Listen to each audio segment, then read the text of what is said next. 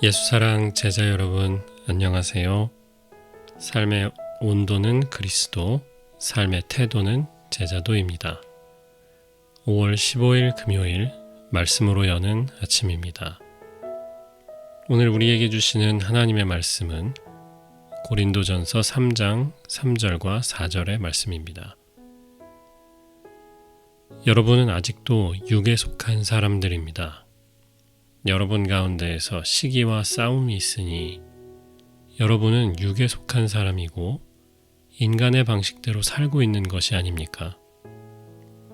어떤 사람은 나는 바울 편이다 하고 또 다른 사람은 나는 아볼로 편이다 한다니 여러분은 육에 속한 사람이 아니고 무엇이겠습니까? 주님의 백성들에게 주시는 주님의 말씀입니다. 하나님께 감사드립니다. 계속해서 고린도전서를 묵상하고 있습니다. 고린도전서의 첫 번째 단락은 교회의 분열에 관한 단락이지요. 바울 사도가 계속해서 여러 가지로 하나 된 마음으로 합하라고 권면하고 혼내기도 합니다. 오늘 4절에 그 갈등의 본질이 나왔어요. 어떤 사람은 나는 바울 편이다 하고 또 다른 사람은 나는 아볼로 편이다 한다는 거죠.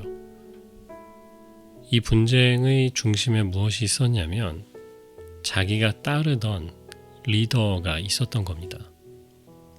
여기 두 가지를 이야기했지만 베드로 파도 있었다고 해요. 예수님 파도 있었다라는 거죠. 4개 정도의 계파가 있었던 거예요. 오늘 바울 사도는 고린도 교회를 향해 이야기하는 겁니다. 여러분들이 성령 안에서 다 하나 된 리더들인데 같은 하나님께서 부르셔서 서로 다른 역할을 감당한 것일 뿐인데 그분들을 가지고 나뉘어졌다는 그 자체가 여러분이 아직 미성숙한 사람이라는 뜻이다라고 하는 겁니다. 그래서 1절에는 이렇게 말했어요. 여러분은 영에 속한 사람이 아니라 육에 속한 사람이다.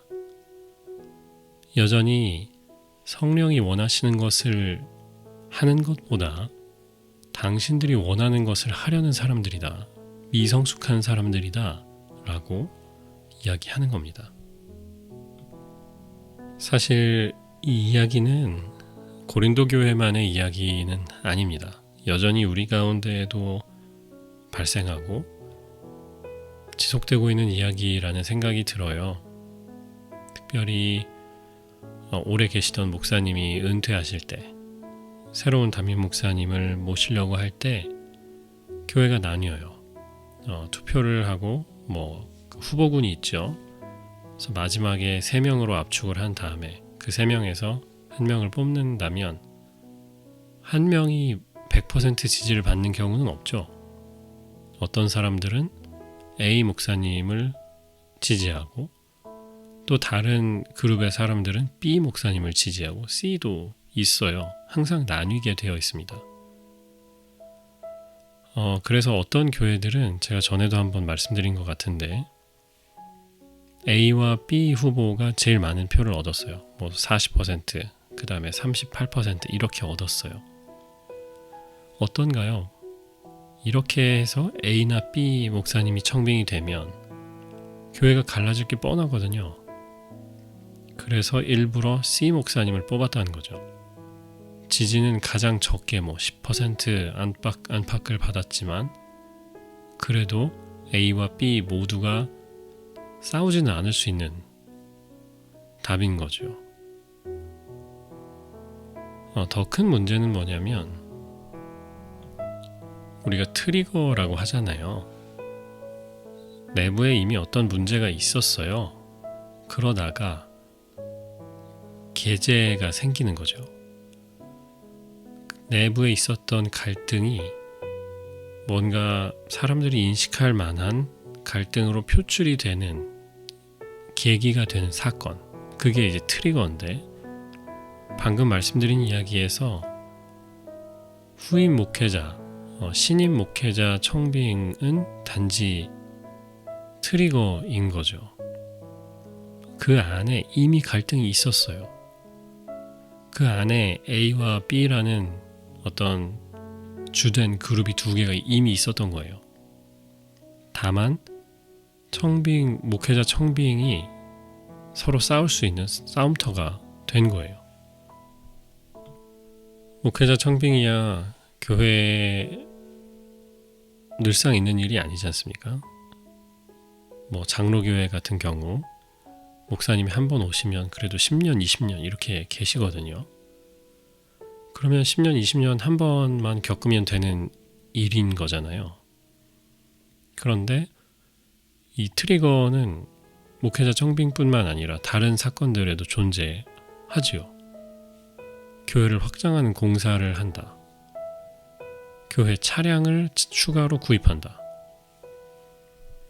목사님이 아니라 부교역자나 전도사님을 모신다. 찬양 인도자를 모신다. 교회에 어떤 성경 공부를 진행한다. 이게 계속 이제 트리클 다운 하면 더 작은 것, 더 작은 것.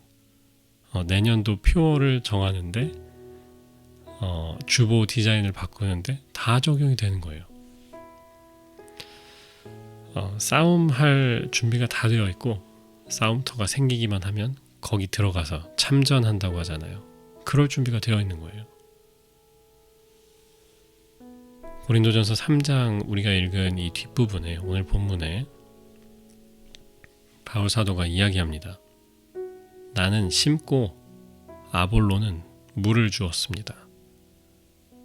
아볼로가 누구냐면 바울이 교회를 개척한 뒤에 2대 목사님으로 왔던 사람이에요. 그러니까 바울은 그 교회 개척자였잖아요. 교회를 개척하고 그 다음에 교회가 어느 정도 1, 2년 안에 조금 셋업이 되면 자기는 다음 교회로 간 거죠. 새로운 지역으로 가서 새로운 교회를 개척했던 사람이고 개척자의 마음이 아니라 누군가 와서 사람들을 양육하고 케어할 수 있는 사람을 데려온 겁니다. 그게 아볼로였던 거죠. 바울은 어떻게 보고 있었느냐? 각자 다른 역할이 있는 것뿐이고 같은 교회에 같은 하나님께서 불러주신 거라고 생각한 겁니다. 그래서 9절에 말씀하잖아요. 우리는 하나님의 동역자다. 그리고 여러분은 하나님의 밭이고 하나님의 건물이다. 아볼로나 베드로나 바울의 건물이 아니에요. 하나님의 건물이에요. 우리가 목회했으니까 우리라는 이름 혹은 어떤 사역자 하나의 이름을 따라서 불리는 밭이 아니에요. 하나님의 밭이에요. 하나님이 만드신 것이고 하나님께서 필요한 대로 일꾼들을 보내시는 것뿐이라는 거죠. 그런데 사람들은 그 깊은 진리까지 가지 못하고 눈앞에 보이는 내가 만났던 그 리더에 사로잡혀 있는 거예요. 그들 너머에 일하시는 하나님, 그들 안에, 그들을 통해 일하시는 하나님이 아니라 그들을 하나님으로 착각한 겁니다. 더 세게 말해보면 자기들의 마음을 하나님으로 착각한 거예요. 왜 바울보다 아볼로가 더 좋다고 했을까요? 취향 차이인 거죠. 자기가 원하는 것을 더 잘해주는 사람이 둘 중에 한 명 있었던 거예요. 하나님이 그들을 통해서 필요한 것들을 하신다. 그분의 일을 하신다. 이게 아니고 이 사람이 하는 일은 내가 더 좋아. 이런 부분은 그 전에 목사님이 더 좋았어. 이런 생각을 하는 거예요. 제가 오늘 너무 흥분한 것 같은데 목회자뿐만 아니라 우리 현실에 적용해 본다면 말동 리더도 가능해요. 작년에 우리 소그룹 리더는 이런 사람이었는데 나를 이렇게 케어해 줬었는데 올해 나를 맡은 분은 그런 것 같지는 않아. 그렇게 생각하면 안 되죠. 그분들을 통해서 일하고 계신 하나님을 봐야 된다라는 거예요. 제가 이제 농담처럼 이야기하는 것 중에 하나가 한인교회의 전쟁터이잖아요. 한인교회 전쟁터 2개가 있다고 말씀드렸죠. 하나는 직분, 집사관사 장로 세울 때, 그때 사람들이 다 중무장을 하고 나와서 서로 총을 쏘고 육탄전을 벌이고 합니다. 또 다른 하나는 주방이죠. 거기서 많이 싸워요. 우리 교회는 감사하게도 그 2가지를 이제 한 가지는 없앴고 한 가지는 역할을 줄였습니다. 서로 싸울 일이 없게.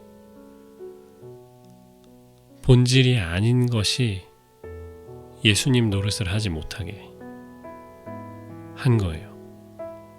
사랑하는 여러분, 우리 눈앞에 벌어지고 있는 작은 일이 아니라 하나님이 우리 안에 이루고 계신 큰 일을 발견하는 여러분 되시기를 축복합니다. 작은 것에 흔들리지 말고 본질이 아닌 것으로 싸우지 말고 우리 안에 일하시는 성령님 그리고 그분의 역사가 이루어지고 있는 것에 기뻐하고 감사하는 우리가 되길 주님의 이름으로 축복합니다. 아멘.